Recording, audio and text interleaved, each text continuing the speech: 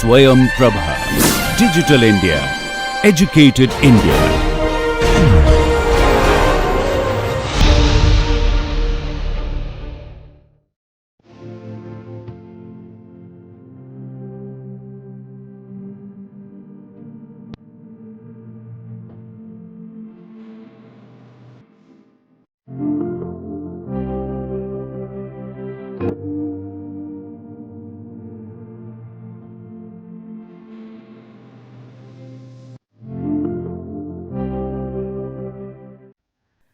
Welcome back to the sessions on training and development. Today is the third lecture of the first module, week 1. In today's lecture, we are going to discuss on employment contract. In the earlier two lectures, we have come to know about what is the basic definition of training, purpose of training, who is an employee. In the second lecture, we came to understand about the employer-employee relationship, and which extends maybe beyond only giving service to the organization and receiving wages or salaries with respect to it, and beyond it towards the development of the employees, the responsibility that the employer has towards the employees, and the employees' responsibility also contribute back towards the cause of the organization. In the sphere of that discussion only, today we are going to see what employment contract means, what is there which is defined as per the legal perspectives. If we are looking at the employment contract from the industrial relations perspective, and we get to see what is the place of training and career development in that definition given, and what really employers and employees have to do to go beyond that contract to arrive at a psychological contract and to focus on each other's development. So let us begin for today's discussion. We understand there are various forms of employment contracts like employment agreement, job contract, and employment contract. Here we will discuss about employment contracts and its various other issues. These terms and conditions of the contract are signed between the employer and with the individual employee and also an employer or a labor union.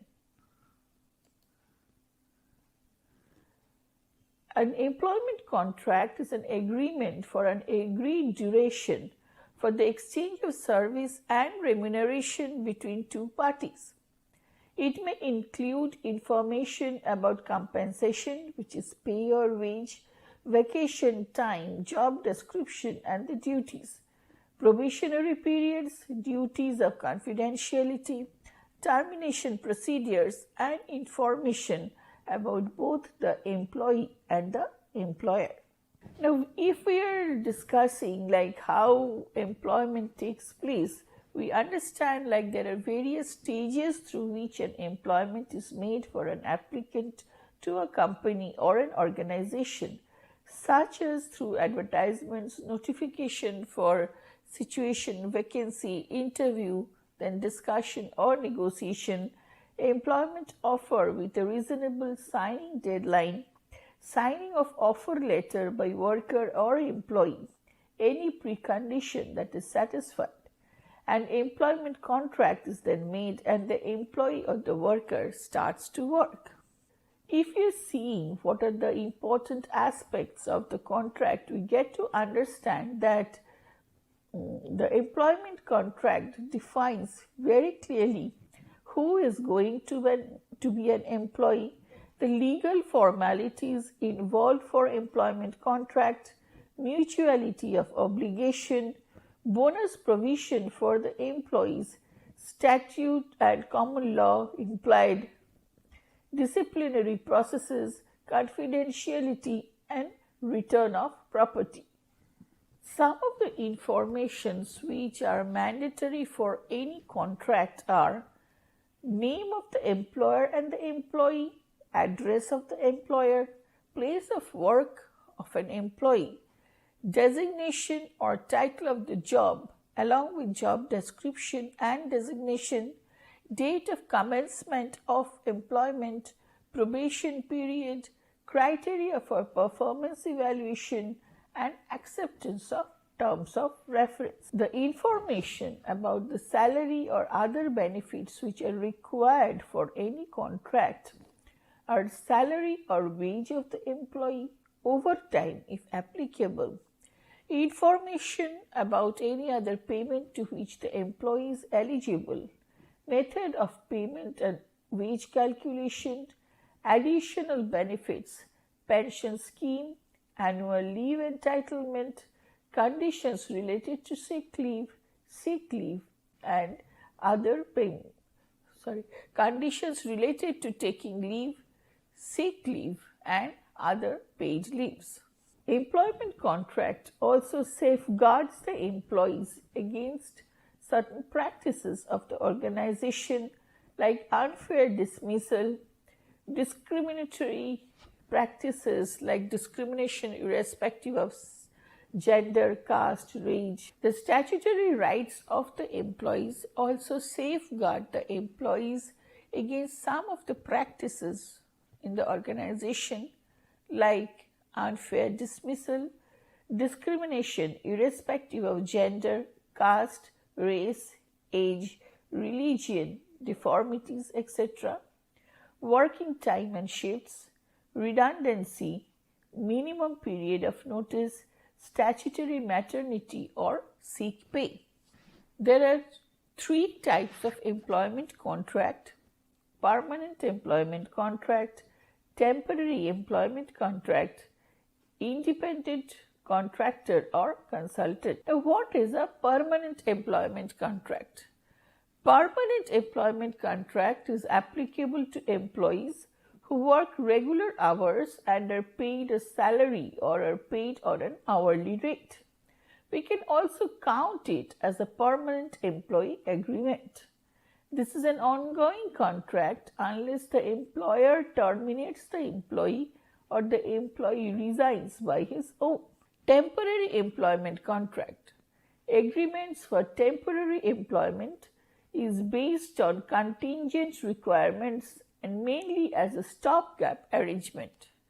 Temporary agreement states the terms and conditions that govern the contractual agreement between the 2 parties, employer and employee, who agree to be bound by the contract. Independent contractor or consultant. An independent contractor is a person employed by an agency or an organization who needs to complete a particular job or project rather than assigning that job or project to an employee. It is also known as consultant or a freelancer who is typically self-employed and provides goods, services for customers in exchange for monetary compensation. The other types of employment contracts are written employment contract. A written contract is a great way to clearly define the role, the responsibilities, and the benefits, and to prevent any confusion.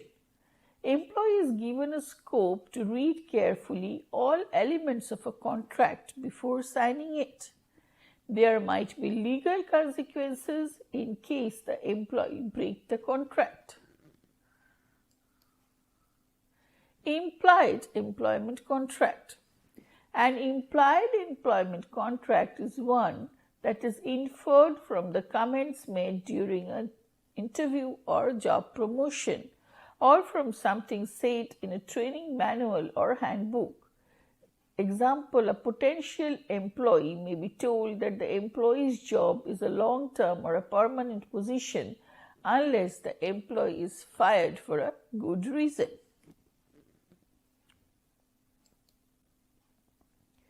Union labor agreements. Members of labor unions are covered by group employment contracts that stipulate wages, benefits, scheduling issues, and other working conditions for covered employees. Now, what is the difference between an independent contractor and an employee. Independent contractor has a personal investment in the contracting business. For the case of employee, employer controls the employee's wages. Independent contractor has signed an independent contractor agreement. Employee has signed employment contract. The independent contractor works on a fixed term basis. Employee may undergo employment reviews. The independent contractor does not receive employee benefits from clients. Employee may receive employment benefits such as medical, pension, vacation, or sick pay. The independent contractor may hire employees or job contractors to help complete services. For the employee, the employer creates his or her job description. Customers have little overview of the work or services in terms of independent contractor. For the employee, employer controls how the employee's work is carried out. Some of the basic considerations of the employment contract are like the contract must be well written, good content to be enforceable. It must be properly signed by both the parties, which is a good process, and it must be preserved over time if things change. Now, what are the pros and cons of an employment contract? The pros are it clearly defines duties and responsibilities and benefits. And cons are it limits the flexibility of employment under the contract. The pros are it protects each party having executed the contract, and the cons are their legal bindings for breaking the terms. In the pros part, we see provides stability of the terms of references for the foreseeable future. Cons are this can only be changed through renegotiation. Now, through this discussion, when we have gone through the discussions on employment contract, you must be wondering, like, why is this discussion happening again, like on employment contract, when we are talking of training and development, and where do they find a place? Where do the discussion on employment contract find a place in the discussion when you're going through the sessions on training and development? The question is very obvious, and for that only we have discussed this in the sense to bring to an awareness, give the exposure of the fact, like if we are following strictly by what are the requirements of the employment contract as discussed in today's lecture, you can see like it is a agreement which binds the employer and the employee. It is and it clearly states maybe the rights and duties of the employer and employee towards each other, but these are more focused on the compensation part, the wages part, and maybe the leave benefits. It is more focused on compensation and reward management, and to like for maybe the securing the security related things of the employee in the organization. But as for the development issues of the employees are concerned, as for the responsibilities of the employers towards the employee with respect to developing the employee's capabilities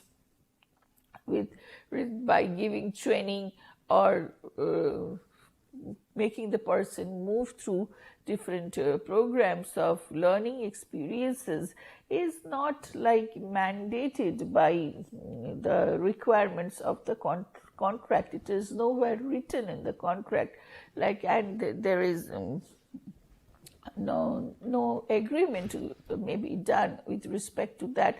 Like the company is definitely going to provide a set of training programs for the enrichment of the employees. So in case of like whenever we have discussed about the probation period, yes, they are the employees, the new entrants are moved through certain training programs which will make them fit into the job situation, which will help them to understand the job situations, which we talk to be the induction programs or the orientation training. And of course, there is a period of bond, which like if they are leaving after receiving that training, then they have to like notice period in bond, which they have to return. So that portion is maybe a part of the very in that employment contract. Like if you're going through some orientation programs, if you're doing some special courses as a part of your orientation or development, which is getting sponsored by the organization, and if you're leaving immediately after receiving that training and not contributing considerably to the purpose of the organization, then you have to return back the money or the bond amount, and maybe you cannot leave like for a certain period of time. So these kind of things are taken care of, these safeguarding issues, these binding people together in terms of rules, regulations, these kind of things are defined by the employment contract. But it doesn't make it a part of obligatory on the part of the organization to give employees training. So it is not obligatory by the terms of contract beyond maybe certain basic training which is required to perform the job in a better way. So for that reason, we have discussed this employment contract over here to generate the awareness, like there are certain things which are beyond contract. There are certain contracts which are beyond employment contract, which we call to be the psychological contract of the employees and the employers with each other. And as a part of that psychological contract, a bonding develops between the employers and the employees, where they start expecting certain things from each other. As a part of psychological contract, growing psychological contract, the employers definitely want like the employees contribute properly to the needs of the organization, towards the organization goals, and like be productive in nature and be engaged towards the organization.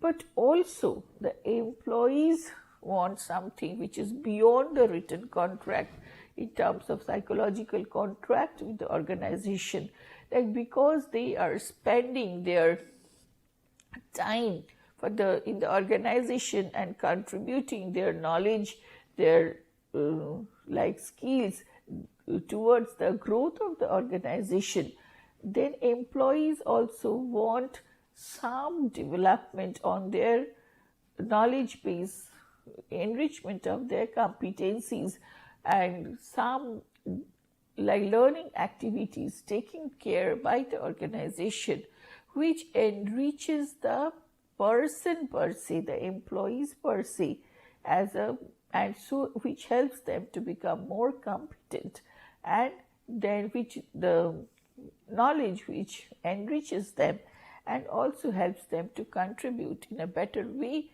towards the organization. So when this one-to-one synergy between employer and employees develop, which is beyond this employment written contract whatsoever, so that is called the psychological contract. And whenever we are looking at the employees from that perspective, whether they are like permanent employees or whether they are temporary employees, the organization can think of developing certain training programs, certain learning programs, learning modules for employees, whether they are permanent in nature or temporary in nature, which helps them to grow, which helps them to become more competent and contribute in a better way towards the organization. And this mindset, this perspective of looking at the employees, where they are not just like the party to an employment contract, but they are the resources, the assets to the organization, and the organization, by voluntarily investing in them in terms of this learning and training programs, are really going to get return which is manifold more as compared to the investment which is made. And this return is in terms of organizational excellence. This return is in terms of getting the corporate reputation established in the society's mind. This return is also in terms of getting employees who are better developed, competent and engaged towards the goals of the organization. So that's why we have done this discussion over here, to show there are certain responsibilities of the employees and the employers towards each other, which crosses the boundaries of the employment contracts. And that is where is the focus of training and development is. So employment contracts are the basic things at the starting of a relationship, which is like a hygiene factor which needs to be maintained. But that is not the end, that is just the beginning. And with that, from that basic platform, we have to move way forward, we have to take a journey way ahead in terms of developing the employees, in terms of contributing to the growth of the employees, and thinking them, recognizing them as human capitals, giving proper respect and worth to them, so that they develop, and along with that the organization also develops. So for this lecture, these are the references that we have used for preparing the lecture session. And this we can conclude from today's discussion, it has given a clear picture on the concepts of employment contract. How does it take place? What are the mandatory information required for contract, types of employment contracts, and basic consideration of employment contract. So in the next session, we will continue our discussion on employees as human capitals. Thank you. See you in the next session.